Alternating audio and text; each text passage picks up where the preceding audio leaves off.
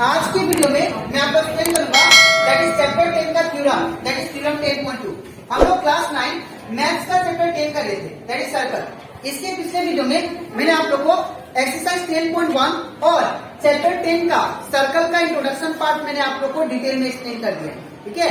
और इसी के साथ साथ मैंने आप लोग को थ्योरम 10.1 भी एक्सप्लेन किया है, ठीक है। तो अगर आपको थ्योरम और एक्सरसाइज 10.1 का जितना भी क्वेश्चन है अच्छे से सीखना है तो आप लोग उसको मेरे YouTube चैनल में जाके उसको देख सकते हो, ठीक है।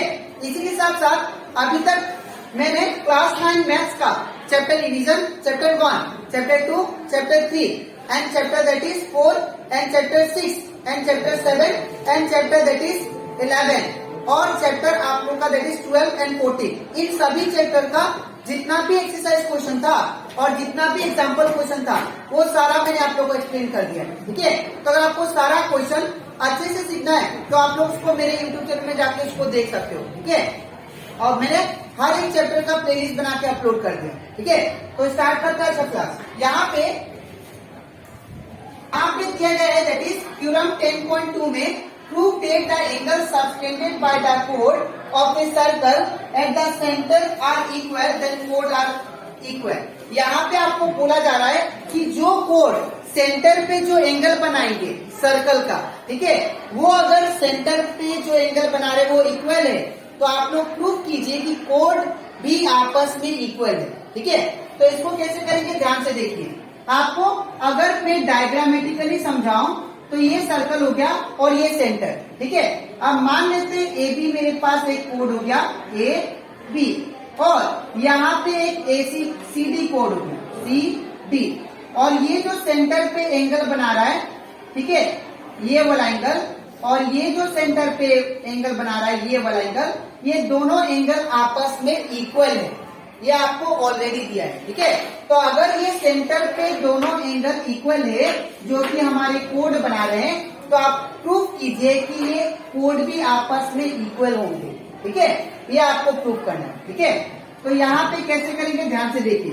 सबसे पहले मैं क्या करूंगा, A B is equal to C D मुझे प्रूव करना है, याद रखिएगा, A B is equal to C D मुझे प्रूव करना है, ठीक है। तो इसको कैसे करेंगे, मैं क्या करूंगा, इन दोनों ट्रेंगल को आपस में कॉन्ग्रुएंट प्रूफ करूंगा। अगर दोनों ट्रेंगल आपस में कॉन्ग्रुएंट प्रूफ हो गए तो मैंने आपको समझाया था कि दो ट्रेंगल आपस में कॉन्ग्रुएंट होने के बाद में उसका कोरेस्पॉन्डिंग एंगल भी इक्वल होता है और उसका कोरेस्पॉन्डिंग साइड भी आपस में क्या होता है, इक्वल होता है, ठीक है। तो मैं क्या करता हूँ, इन दोनों ट्रेंगल को आपस में कॉन्ग्रुएंट प्रूफ करता हूँ, ठीक है। तो सबसे पहले हम लोग क्या लिखेंगे, यहाँ पे मैंने क्या कंसिडर किया है, that is let A B and C D are the two chords. Let A B and C D are two chords in a circle, ठीक है। अब यहाँ पे एंगल ए ओ बी किसके इक्वल है, सीओडी का। ये दोनों एंगल क्या है, आपस में इक्वल है। तो क्या लिखिए, therefore angle A O B is equal to angle what, COD, ठीक है। अब इतना करने के बाद अब मैं लिखता हूँ क्या प्रूव करना है, ठीक है। तो यहाँ पे हम लोग को प्रूव करना है triangle that is A B is equal to C D prove करना है, ठीक है। तो to prove A B is equal to C D हमें प्रूव करना है, ठीक है। तो स्टार्ट करते प्रूव। तो यहाँ पे सबसे पहले मैं क्या करूंगा, ये दोनों ट्रेंगल को उठाता हूँ। तो in triangle A O B and triangle C O D, ठीक है। तो in triangle A O B and triangle C O D, अगर आप लोग ये दोनों ट्रेंगल को ध्यान से देखो तो यहाँ पे ओ ए जो होगा वो किसके इक्वल होगा, ओ सी का।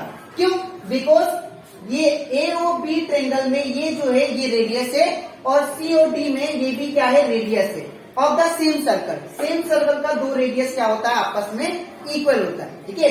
या अगर एक सर्कल में आप लोग जितना भी रेडियस ड्रॉ करो वो सारा रेडियस क्या होता है, आपस में इक्वल होता है, ठीक है। तो यहाँ पे भी ओ ए किसके बराबर होगा, ओ सी का। तो लिखेंगे O A is equal to O C. Reason क्या होगा, रेडाई। जब दो रेडियस हो तो हम लोग क्या बोलते हैं उसको, रेडाई, ठीक है। Radii of same circle. ठीक है।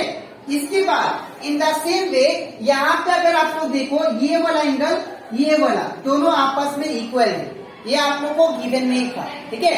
That is angle AOB is equal to angle COD, ठीक है। Angle AOB is equal to angle COD, ठीक है। ये क्या है आपको गिवन में ही दिया गया है, ठीक है। इसके बाद यहाँ पे OB जो रेडियस है वो किसके इक्वल होगा, OD का। ये दोनों क्या है, रेडियस है, तो OB is equal to OD, OB is equal to OD। Reason क्या, रेडाई, रेडाई ऑफ सेम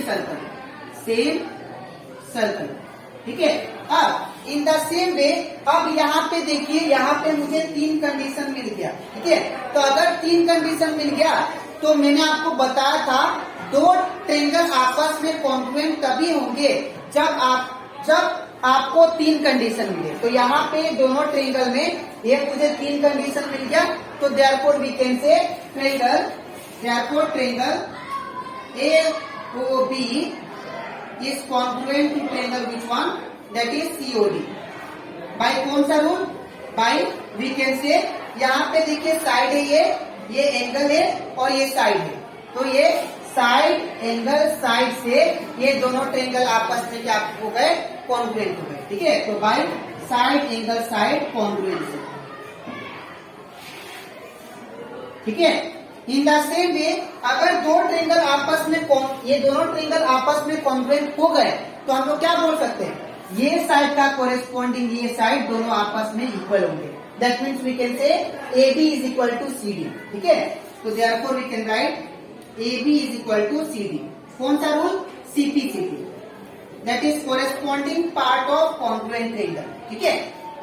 तो आई होप आपको ये थ्योरम 10.2 अच्छे से क्लियर हो गया था, ठीक है।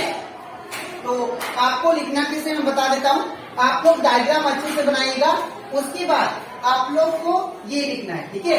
अब इसके नेक्स्ट वीडियो में मैं आप लोगों को समझाऊंगा, दैट इज एक्सरसाइज 10.2 का क्वेश्चन नंबर 2, वो भी इम्पोर्टेंट है, ठीक है। तो आज के लिए इतना ही, मिलते हैं नेक्स्ट वीडियो में।